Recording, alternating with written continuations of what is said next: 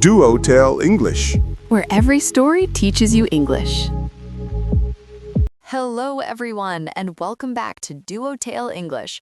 I am Lena. And I am Marcus, and I have to be honest with you all from the very start of this episode. Oh, this sounds interesting. Go on. So this morning, before coming here, I spent 45 minutes watching videos of people cooking pasta. On my phone, in bed, just lying there, watching other people cook pasta that I was not even going to eat. Marcus, 45 minutes. 45 minutes. Gone. And what did I gain from it? Nothing. Absolutely nothing. I do not even like pasta that much. You do not even... Okay, but wait. In the last episode, you said you make a really good pasta. I'd said that to sound impressive. I make one pasta. Spaghetti with tomato sauce. That is it. Oh my goodness. Okay, well, today's topic has arrived perfectly because today we are talking about time and how we waste it and how to stop. 45 minutes of pasta videos is my confession. What is yours, Lena? Oh, mine is worse. Last week, I spent an hour reading reviews for a hotel I'm not even planning to stay at, in a city I have no plans to visit, just reading reviews. For fun, apparently. That is genuinely impressive. At least I was watching something. You were reading reviews for a hypothetical trip. My brain just does this. It wanders. It finds completely useless things and dedicates real time and energy to them. And meanwhile, the things I actually want to do are sitting there waiting. And I think, if we're honest, everyone listening right now has their own version of the pasta videos, their own version of the hotel reviews, the thing you do when you're avoiding the thing you should be doing. Exactly. And we are not here to judge anyone for that. We are here to talk about it honestly, because time is the one thing you cannot get back.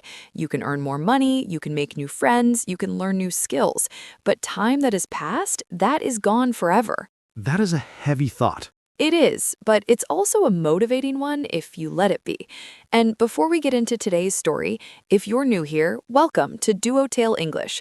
Every week we bring you a real conversation around a real-life topic. You improve your English naturally through listening and connecting, not through grammar drills. And at the end of every episode, we break down the most important vocabulary for you.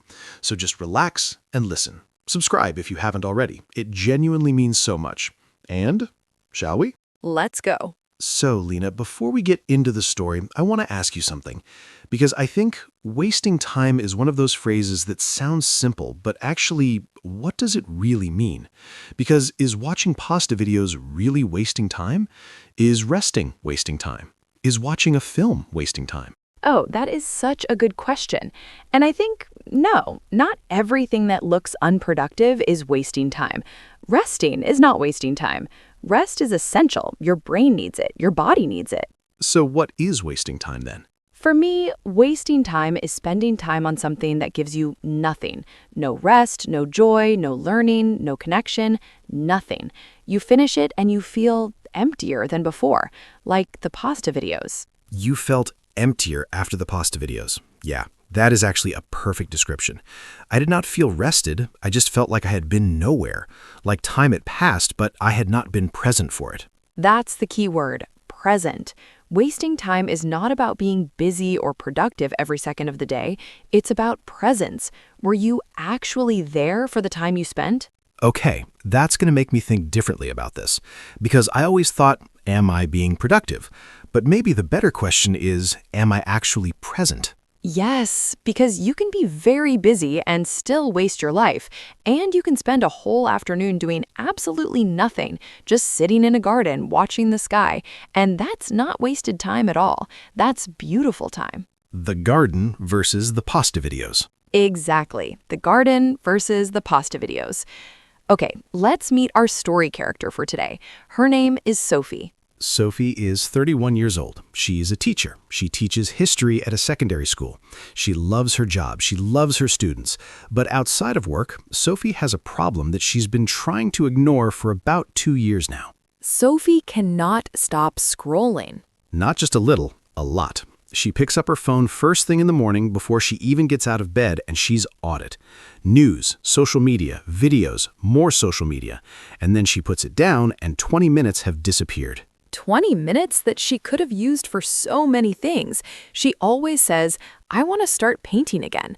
I used to paint when I was at university, and I loved it, but I haven't picked up a brush in 3 years. And she also says, I want to read more. I have a pile of books on my nightstand that has been growing for 2 years.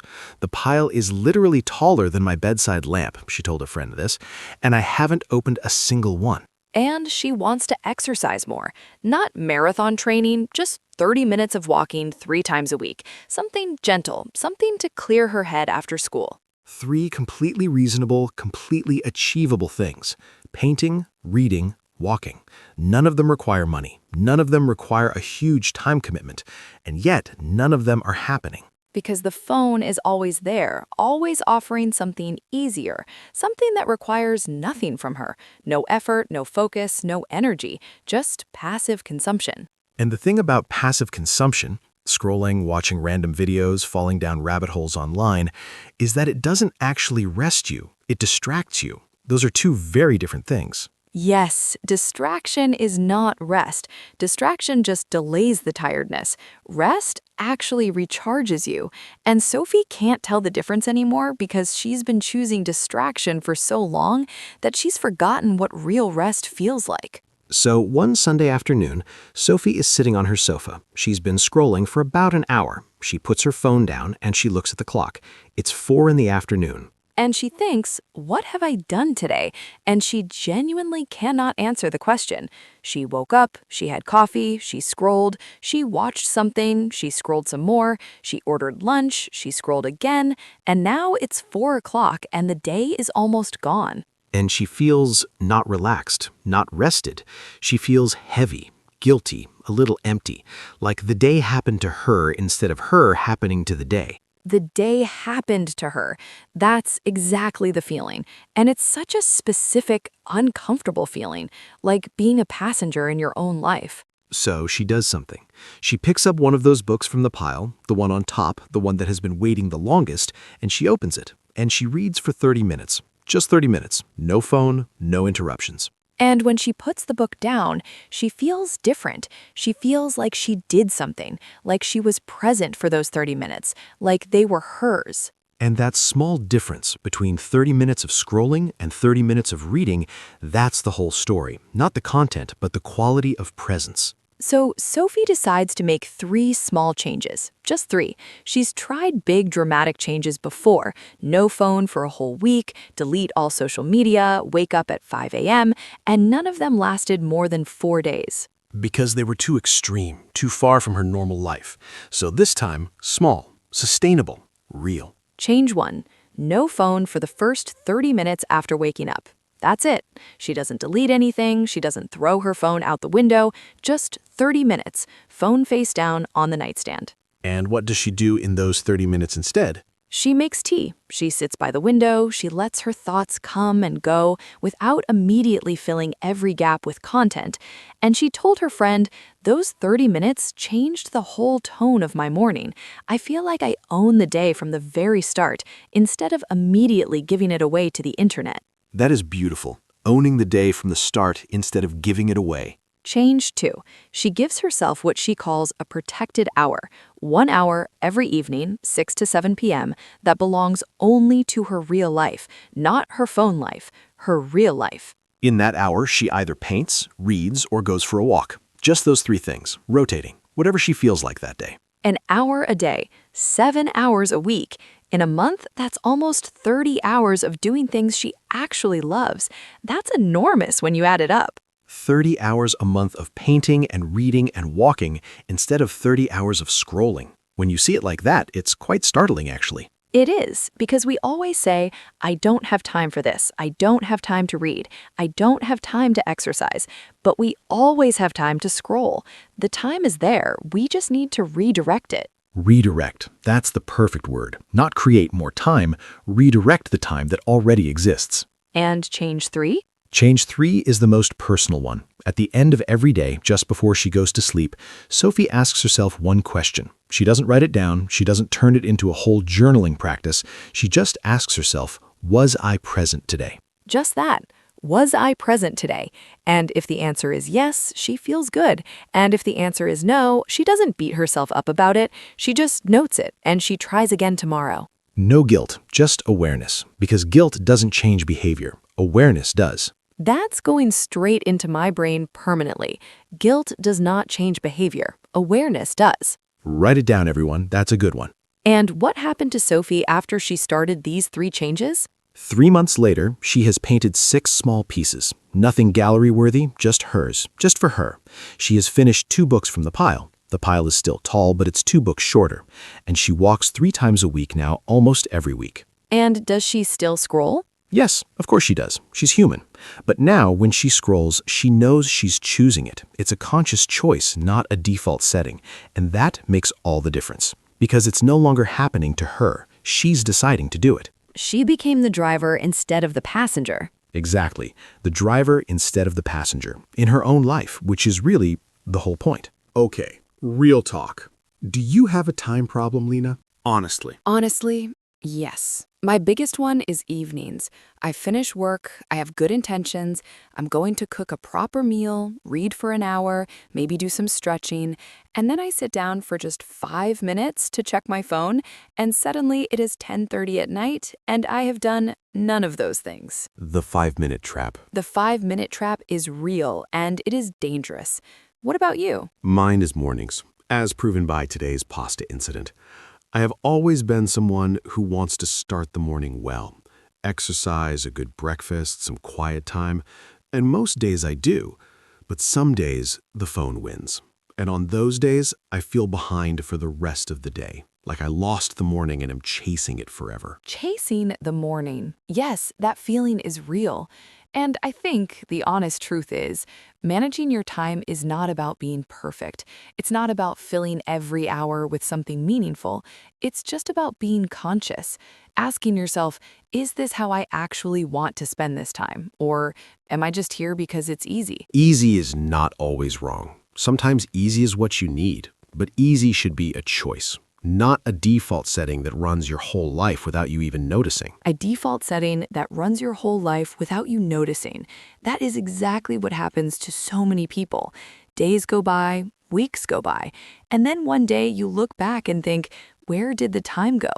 And the honest answer is, it went to the pasta videos. It went to the hotel reviews. It went to the scroll. And you cannot get it back. You cannot get it back. So the best time to start being more conscious, more present, is always right now. Not Monday, not next month, now. Okay, vocabulary time. Today's phrases are all about time, habits, and being present. These are expressions you'll hear all the time in natural English conversations, especially when people are talking about productivity, daily life, and making the most of your time. First, waste time. To waste time means to spend time on something with no value or benefit. For example, I wasted 2 hours watching videos I didn't even enjoy. Or stop wasting time and start working on what actually matters to you. Second, kill time. This is an interesting one. To kill time means to do something unimportant while you're waiting or have nothing specific to do. It's not always negative. Sometimes killing time is fine. For example, I killed time at the airport by reading a magazine. Or, we killed time before the movie started by walking around the shops. Third, make the most of something. This is a really useful phrase. It means to use something, time, an opportunity, a situation, as well and fully as possible. For example, we only have 1 day in the city, so let's make the most of it. Or, she made the most of her free afternoon and finally started painting. Fourth, lose track of time.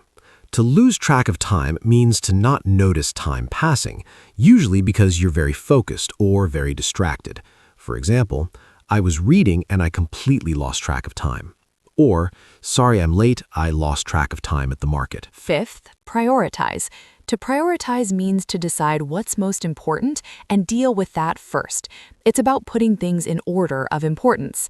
For example, you need to learn to prioritize. Not everything can be urgent. Or, she prioritized her health by making exercise non-negotiable every week. Sixth, time flies. This is one of the most common expressions in English. It means time passes very quickly. For example, I can't believe it's already December. Time flies. Or when you're doing something you love, time just flies. And the last one, be present.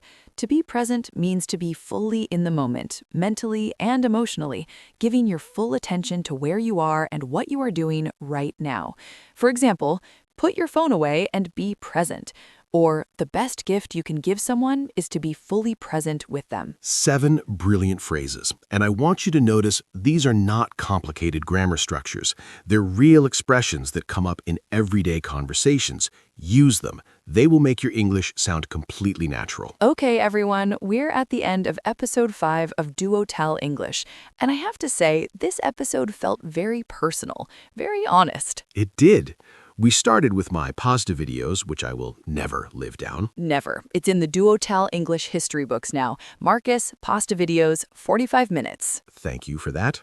We followed Sophie from that heavy Sunday afternoon feeling of the day happening to her to becoming the driver of her own time, with just 3 small changes. No phone for the first 30 minutes, a protected hour every evening for real life, and one honest question at the end of the day. Was I present today? 3 small things, completely doable. And the results? 30 extra hours a month of doing the things you actually love. When you see it like that, the choice becomes obvious. Our question of the day is, what is your biggest time waster? Be honest. And what is one small change you could make this week to redirect that time towards something you actually care about? Write it in the comments, in English, and use one of today's vocabulary phrases if you can. We read every comment, every single one, and we love hearing from you. It's genuinely one of the best parts of making this podcast. Please subscribe to DuoTale English. Share this episode with someone who needs to hear it. Maybe someone who is deep in their own pasta video rabbit hole right now. Send it to them immediately. Immediately. Thank you so much for spending your time with us today. And we mean that. Your time is precious. Thank you for choosing to spend some of it here with us. It means everything. And remember, you can't get time back, but you can start right now. Be the driver, not the passenger. Bye, everyone. Goodbye, everyone. See you next week. Bye, Marcus, and no pasta videos tonight. I promise nothing. Bye, Lena. Bye, everyone.